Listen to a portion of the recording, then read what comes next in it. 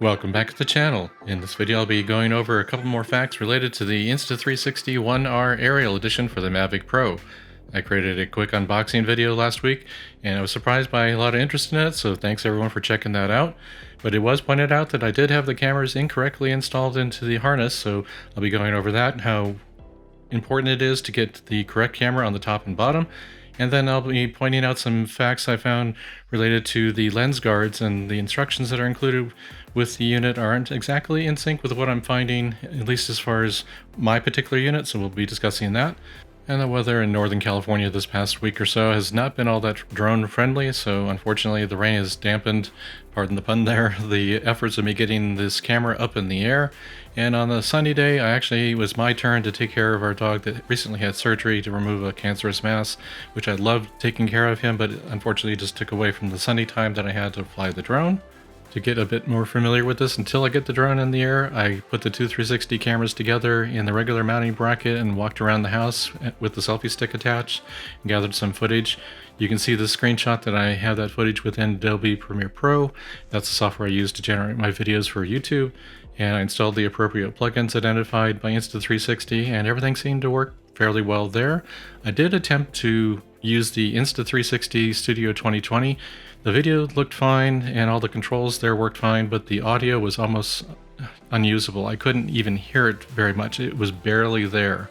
When I would bring that same footage into Adobe Premiere Pro, I could hear the footage just fine and work with it just like I would any other camera's audio. So there might be something going on with Insta360 Studio 2020, or I have yet to find a setting to correct that, but that's my experience so far.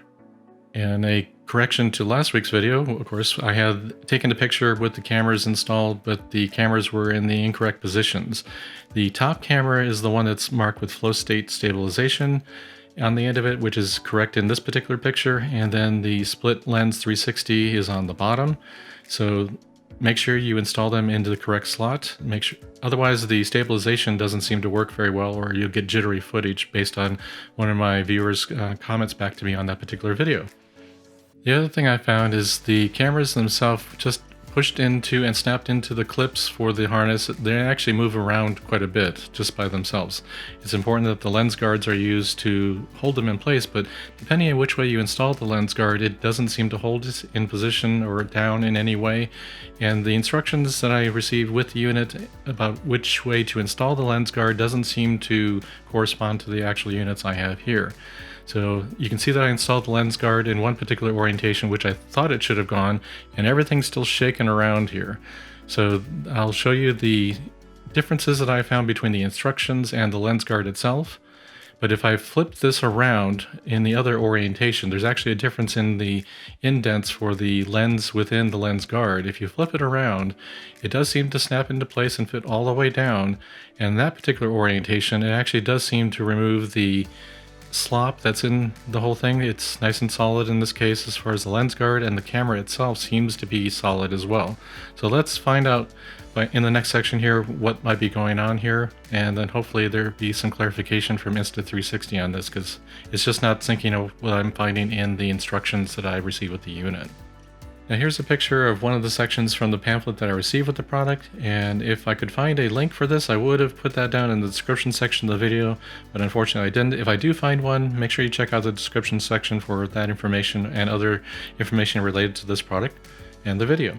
And in here it does talk about the importance of getting the flow state stabilization camera on the top, which I did not get correct in the last video, but I did in this one. But it's talking about the lens guard as well, as far as a difference in the thickness of one of the clamping brackets, as it's calling it.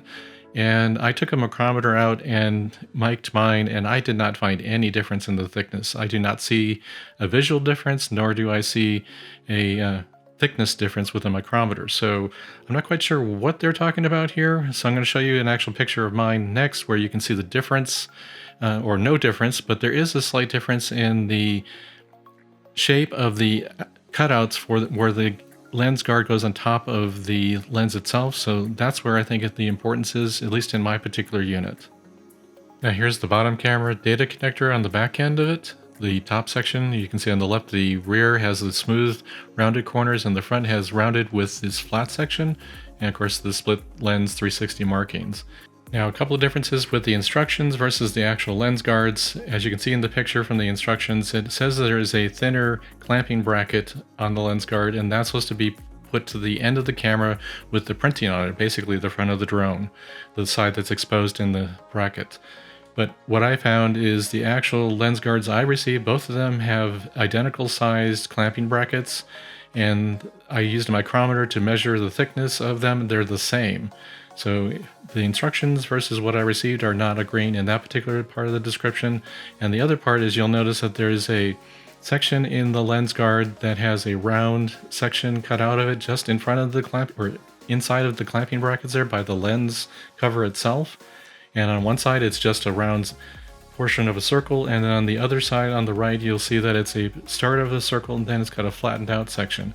When I placed the section with the flattened out section towards the end with the printing, that's where you see the vibration in the video that I showed you, where the lens itself is moving around and the lens guard. When I flipped it around to where only the section with the two circle portions in the lens guard are on the end with the printing, then the lens seemed to be held correctly.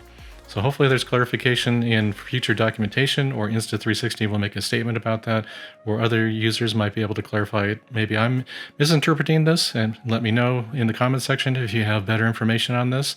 But that's what I found so far.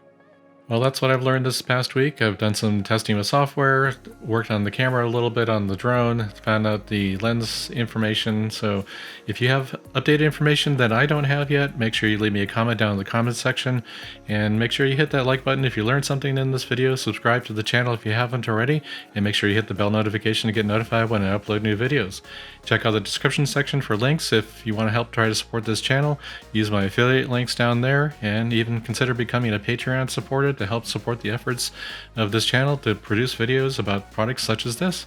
Thanks for coming to the channel, and I'll see you in the next one.